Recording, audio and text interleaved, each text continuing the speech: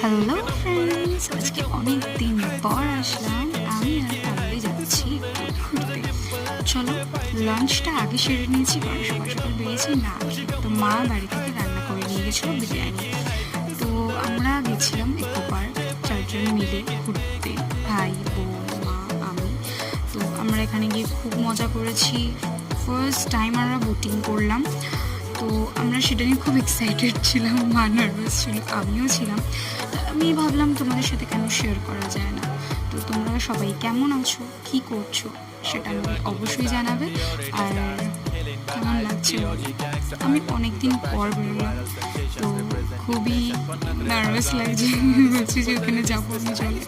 তো এই দেখো সবাই মিলে খুব আনন্দ করছিল, হাসি ঠাট্টা করছিলাম। তারপরে এই টুকিটাকি মজা করে একটু ঘুরে ফিরে আমরা এবার বেরাবো বাড়ি। তো তোমরা লাইক কমেন্ট শেয়ার করে দিও।